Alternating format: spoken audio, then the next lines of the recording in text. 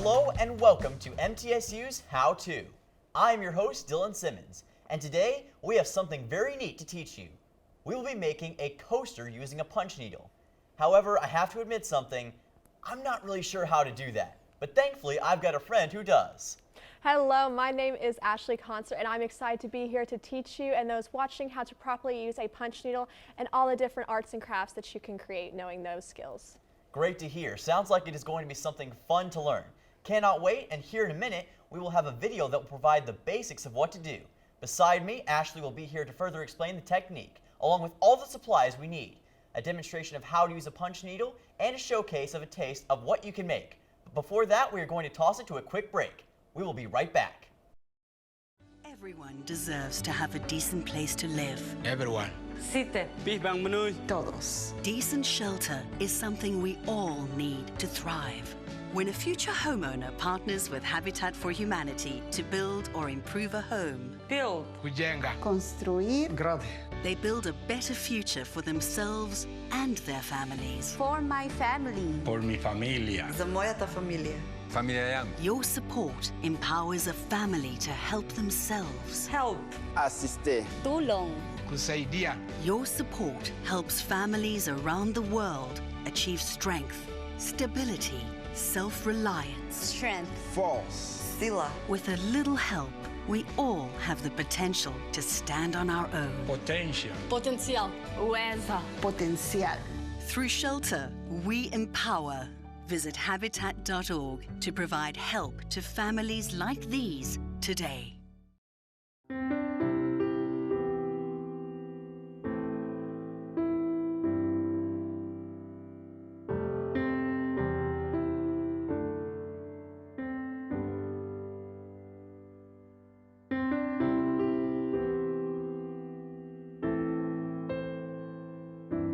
Serving the nation's poor and vulnerable regardless of faith, and advocating on their behalf, we are Catholic Charities.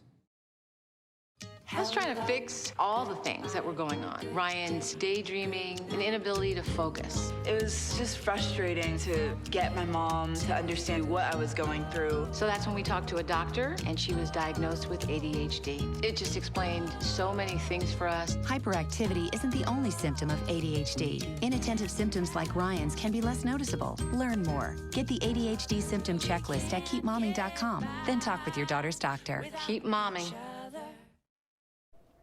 Welcome back to MTSU's How To. I'm your host, Dylan Simmons. Alongside me is Ashley Concert. She is here to showcase how to use a punch needle for arts and crafts. But first, let's learn how it is done. Take a look. So today I'm going to teach you how to punch needle using our DIY kit. Step 1 is to use your embroidery hoop and stretch your fabric as tightly as you can over the hoop. If you do not create enough tension in the fabric, your punch needle will not go through as nicely as you want it to. So once you have done that and your fabric is stretched tightly over the embroidery hoop, then the next step is to draw your design onto the cloth. Just a very rough sketch will do because this will actually be the back side of your design and will not be seen in the final product of your design. After this, we're going to thread our punch needle using our threader and also our punch needle. So there are actually instructions at the back of every punch needle because every package comes with different instructions and different types of threaders. So if you got this kind of threader, you take the hook part and you insert it into the hole of the punch needle. So as you can see here, I insert the hook into the hole of the punch needle and pull it through the back end of the punch needle. So take your yarn and yarn it over your threader with the hook like this, and also pull it out through the hole of the punch needle on the other end. So make sure that your yarn actually comes out of the other end using the hole.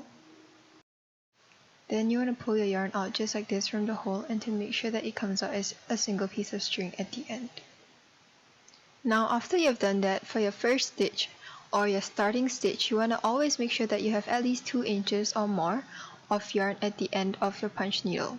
So to start punch needling, you have to understand that the pointy end of this punch needle has to always face outwards. So this pointy end will always face in the opposite direction that you're stitching in. So here I'm beginning to stitch my first stitch. I always make sure that the end of the punch needle is fully inserted into the piece of cloth and the blue part is always touching the cloth. This will create a very even stitch. So here you can see I am starting my first stitch. Whenever you stitch, make sure that you do not pull the punch needle out and it's always touching the monk's cloth.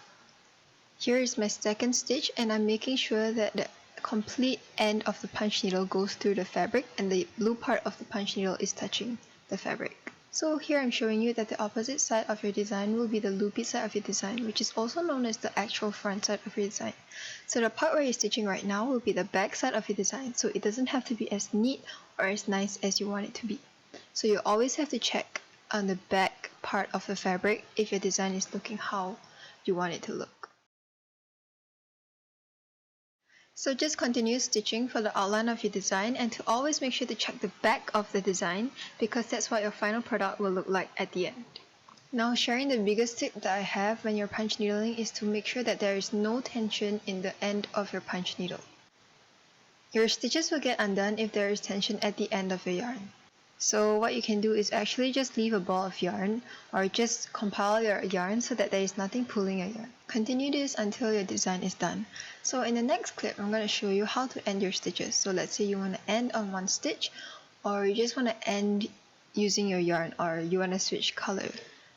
Turn your work and just snip the portion of yarn off at the end.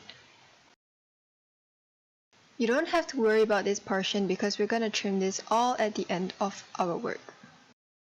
So once you're done punch needling your entire design, you're going to have something like this. So how to end it is you just trim all the outlines of the flower and also to just glue down all the excess fabric down. You may trace this design on something like felt or a used t-shirt. Cut out the drawing of the design and also to glue this onto either the felt backing or the used t-shirt. That will make sure that the stitches stay still and won't unravel. I hope that you have found this video useful in your DIY kit. If not, you can always DM me for any other questions that you have regarding your DIY kit or how to punch needle. Have fun and stay safe. Bye bye. I gotta say, that does not look nearly as intimidating now. No, it honestly is really easily, and actually funny enough, I used that exact video to learn how to do this whenever me and my roommate were trying to figure it all out. But just to recap, what you're doing there, according to Simply Rianne on YouTube, is you are making sure that you take that punch needle backing and then you're putting the embroidery hoop on it. You are threading that punch needle and making sure you have it loose on the end of it, but making sure you have that 2 inches on the front. And then you're going to start by pushing in that punch needle into the backing or the fabric. And then you're going to take it in and out, making sure you do not get too far to where you lose the thread and it stitches that it's creating. And you just keep carrying it out until you finally finish, and then you just end your work. Really cool insight there. Gotta ask, what kind of designs have you done so far? In all honesty, I have only done this sunflower that we have here on the table. I'm hoping to do more, but you know, classes make it difficult. Yes. But yeah, I've definitely had the idea to make a whole entire rug. But yeah, definitely just trying to get a second car coaster right now. I like it, being ambitious, and I love what you're doing here. Here in a little bit, we will be starting and making a coaster using what we learned in that video. We will showcase just how easy it is to do. But before we start on a coaster, what can we make in general with the stitching method? So there is definitely a lot that you can do. So for instance, you could, like I said, make a rug, big or small. I've seen people make a little yin-yang design along with some leaves. You can also make pillowcase covers to kind of have that little bit of a fluffy material for you, make some comfort stuff. And I've honestly seen people making wall art. It's a bit ambitious for me, but hey, you can do it if you want to. Well said, well said. And I think what we're seeing here is there's really no limit to the imagination when it comes to what you can make. Sounds great. Now, before we start, what are some things that a beginner, somebody just starting out, might have trouble with? So first of all, making sure you get the right size punch needle, because me and my roommate, we got one that was way too big and it was breaking the backing completely. And then secondly, making sure that you put the punch needle in far enough, but don't put it in too far and don't take it out too far because you don't want to lose that stitching in the thread that's already in there. And also a third thing is making sure that embroidery hoop is tight enough so you keep that tension, but just figuring out that balance for sure. Absolutely. And where can you get a lot of the supplies for this sort of thing? So basically any craft store. I personally got mine at Joann's and Hobby Lobby, but I've honestly seen it in the craft areas of Walmart and Target as well. Well said, well said. All right then, so now that we've been able to go over some of these questions, we're going to need to know what we need to make this happen. So Ashley, what is it that we're going to need to make this project come to life? So what you're going to need is some punch needle backing. It kind of looks like this, comes in a big pack, sometimes in a roll. You're also going to need some scissors to make sure you're cutting the work. You can use some regular craft scissors for cutting the backing. You can also, if you want to, use some embroidery scissors as well to cut that thread. You're obviously going to need the star of the show, a punch needle, and then also a pencil to make your design, a embroidery hoop about 3 inches depending on what size you're doing. Today we're making that car coaster, so the 3-inch embroidery hoop's the best option, as well as some embroidery thread as well. Well said, well said. And is it very difficult to get these sorts of supplies, or can you find them fairly easily? Fairly easily. Honestly, whenever it's like a late night run and me and my roommate wanted to do this at like midnight, we ran over to Walmart and got all the supplies. Well said. Now, a question I have is, when did you start with this sort of thing? What was the inspiration? The inspiration was honestly TikTok. Hate to say it, but it was TikTok. I saw this girl making car coasters with all these different designs, like that yin yang type of stuff. And my roommate and I were like, hey, let's go do it. So we did. So that was definitely when we started, and we did it, I think, beginning of this semester, I would say, so back in probably January. Sweet, sweet. Now, is this something that you're looking to pursue as a future career, or something that you might do for the different parts of your life, so to speak? Definitely a hobby, because it's very relaxing, Yes. just kind of figuring it out, creating different designs and stuff like that. And it opens kind of like, for me, a door and like a window of opportunity of all the different types of things that you can create, because if you figure this out, embroidery is pretty easy behind it. I like it. How long are we looking at for this sort of project taking? I would honestly say probably about an hour. Hate to say it. So yeah. Got to have some patience when it comes to this. Now, I got to ask, what do you think is the most valuable idea or sort of quality of doing this sort of thing? What is the best part of it? Good question. I would say probably the patience that it takes, and it kind of, you have to sit still and be in that moment and really focus, especially with that thread possibly coming out. Yes. It just teaches you a lot of patience, kind of like understanding being in that moment, and attention to detail as well. I like it. Patience is definitely a virtue when it comes to this, and that's been one of the greatest parts of it. Not a lot is required, it seems, which makes it great and to sample and see if it is for you. And I think that we've been able to see that as we've gone on and learned more about this, for sure. Yes, definitely. It's really easy to do as well. However, before we start and I learn how to use all of these items, we're going to need to take a quick break here. We're going to see you back on the other side. Stay tuned. There's a threat targeting America, one that's growing fast but may still be hard to see: Lyme disease. Spread by tiny ticks, often smaller than the head of a pin, this dangerous disease is now more widespread than West Nile, tuberculosis, and HIV/AIDS combined. And if left untreated, it can lead to arthritis, facial paralysis, and even memory and concentration problems, often called brain fog. As the threat of Lyme disease grows to more than 300,000 projected cases each year, it's time for us to target Lyme disease. That means checking for ticks when you've been outside, even in your own backyard.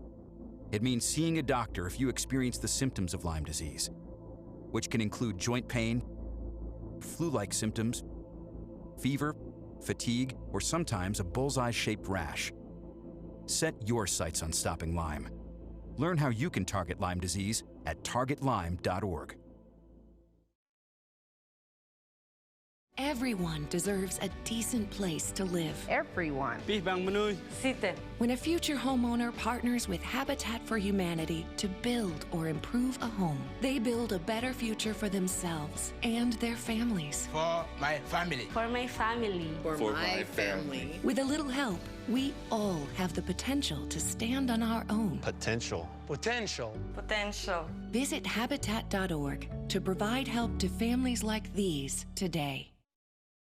Thousands of families affected by disasters, like the recent wildfires, urgently need support. You can help the American Red Cross provide warm meals, shelter, and hope to families when they need it most. Please donate today to Red Cross Disaster Relief to help people affected by disasters, big and small.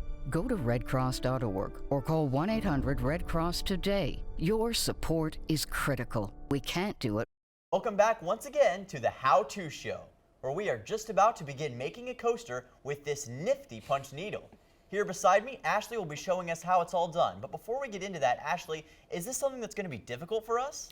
I don't think so. It's definitely depending on that patience and just making sure you got that attention to detail type of aspect. Might get a little frustrating at times, but hey, you can figure it out. I like it. Well said. You got to have patience and determination, but it can be done. So let's get into it and start with this demonstration, Ashley. All right, so the first thing you're going to be doing is you're going to be taking our 3-inch embroidery hoop and you're going to undo that little latch thing that's on it. Okay, gotcha. But not too much. You don't want to lose the inner hoop. Not too much, yes. Actually, you don't lose the inner hoop.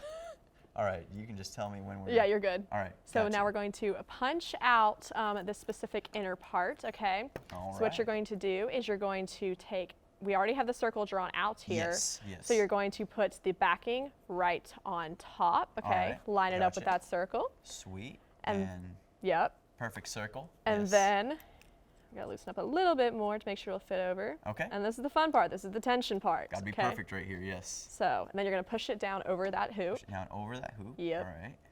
And you can loosen the little clasp Just a thing. little clasp Yeah. a little bit, Yeah. Gotcha. You gotta see it. You gotta be pretty loose with it. Make sure Yeah. it doesn't go through all that. All right. Yep. There we go. There Yeah. you go. All right. Perfect. Okay. There we go. Not too bad. Yep. And then we Not gotta too shabby. make sure that the inner hoop and the outer hoop are making sure that they are lined up with each other. Right. Yes. And then we are going to tighten that clasp right there, just to get that tension going. And you can see it's really tight as well. You want to make sure it's extra tight, I'm sure, right? Yes, because if you don't, it's going to be really hard and you're going to keep losing those stitches that you're making. So yeah. Gotcha.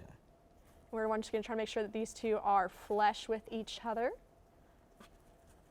And I think that should be good. And as you can see right here, there's a little bit of movement with the backing and the hoop, but it's not too bad, not too bad. So now we're taking that punch needle, and it's very sharp, so watch yourself. But we're taking off that front piece, and we're going to be using our, I guess this would be a threader type of situation. Gotcha. And what you're going to do is you're going to put it through the kind of like front end of that punch needle. Okay, so it's through that little tiny hole. And then you're going to take it and put it through, ooh, there it is, put it through. And then you are going to put it through the tubing of the punch needle. Oh no, it's very tough. Looks like, yeah, it's pretty difficult. Is this something that could take a while, or do you have to be obviously very accurate with this sort of thing? It shouldn't take too long. It's just like getting it into that little itty bitty hole. Yes. And now as you can see, we have it sticking out off the other side. We're going to start with the brown part of our lovely sunflower, All right. okay? So we're going to take our embroidery thread and we're going to unravel it a little bit. And then you're going to take it and put it through that little threader thing that we have in here. So now we have taken it through. Gotcha. And now here's the fun part, okay? All right, here we go. Oh no, we almost lost it. Oh no. Oh, we lost it. It's okay. We It's can all get right. back through. If at first you don't succeed, try again. Yeah, for sure, I'm sure that's a big component of this as well, to make sure you stay determined with it. Oh yeah, for sure. So then you're going to take it and you're going to pull it on through, getting it back out to the front of the needle until you have it where it's completely straight and it's not doubled up, and then we are just undoing it with this threader. So now that is undone, and as you heard in the video, you're going to want to make sure that you have about 2 inches of the thread on the front end or the pointy part of that needle. Right. And making sure that you have it loose on the back. I'm sure you want to make sure it's exactly accurate, Yeah, no mistakes there. For sure. And now the fun part. Okay, I'm going to start the first one, and then you get to do the rest. So what you're going to do is you're going to hold it in your hand, okay? Okay. And we're going to go on the outline of it, okay? All right. And you're going to put it through where we have that circle there. Yes. You're going to get it through to where it goes completely through the thread, or through the backing up to this little mark here where the needle ends. You kind of see Gotcha. that? Yes. So you stab it all the way through, and now it's out the other end. And then you're going to pull it through, but you want to make sure that the tip of the needle never actually leaves the backing, okay? Gotcha. So you want to stay really close, or else that stitch we made on the back is going to come out. Going to come out, yes. Yeah. And then you kind of just keep going. You stab it through, pull it out, stab it through, pull it out. And those weird sounds you're hearing that kind of sound terrifying, it's okay. It's just the stitches being made. And then you just keep going around and around town. So now it's your turn. All right, we'll see if we can bring it around town right here. All right, so yeah, basically just come through here and then stab it through. Stab it through. Get that anger out. Yep, Anger there you go. out, yeah.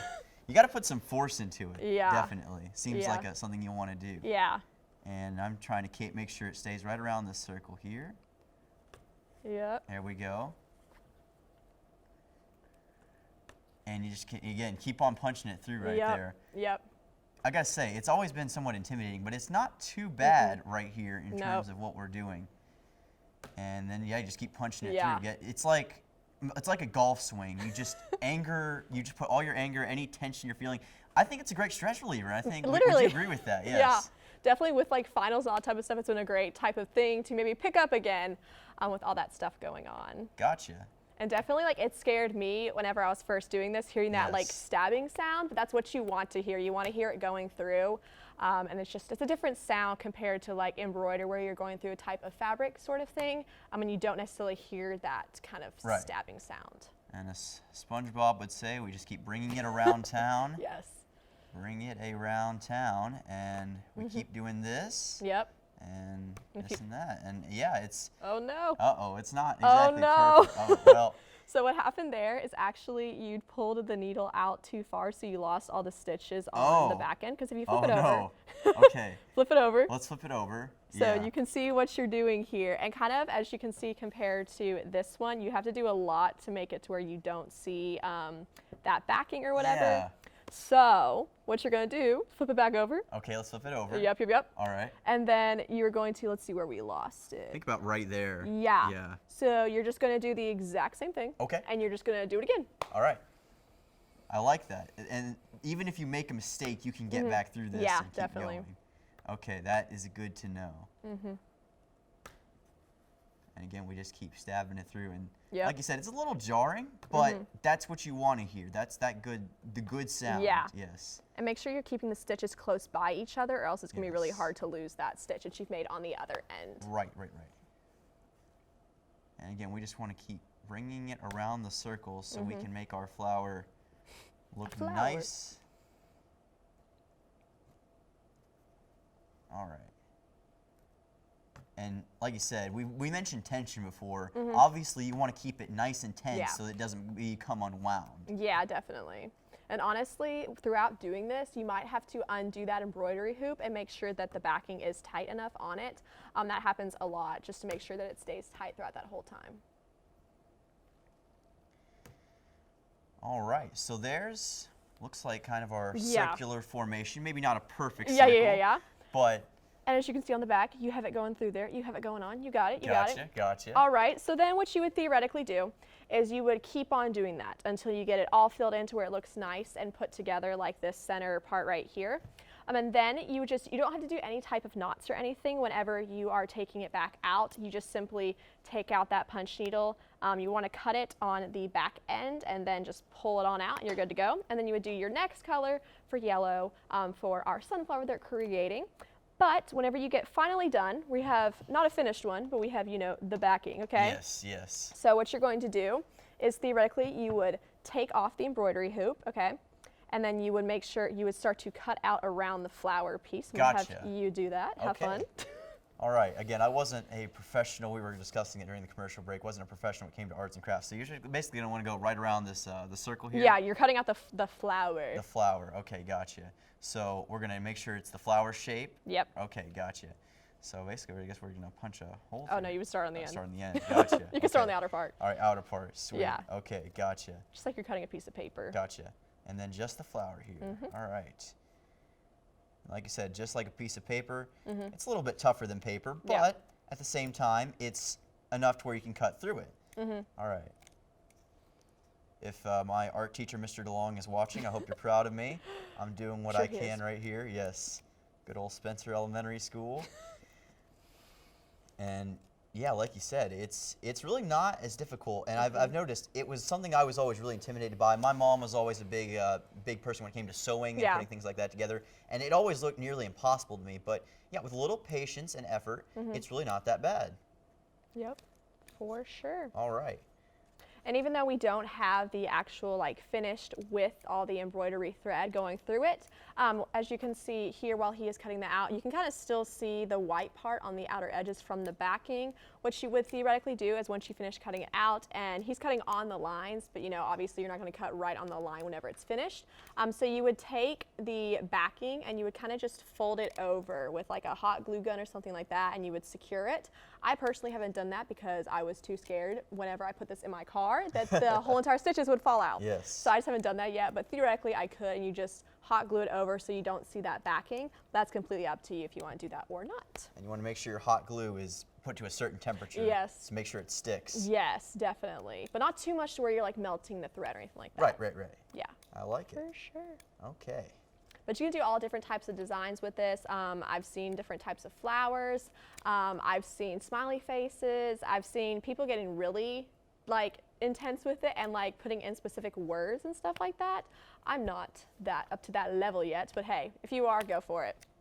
All right, so I don't have the best cutting ability in the world. That might be an understatement, but that's the general look of a flower. It looks more like a star, to be honest, but that's kind of what you're going for in that sense. So obviously, I think all of you could probably cut better than I would, but yeah, you know, going through all this, it's like I've said, it's not as big of a process as you might think it is. For sure. All you got to do is have determination and really have the passion to do it, right? Yeah, definitely.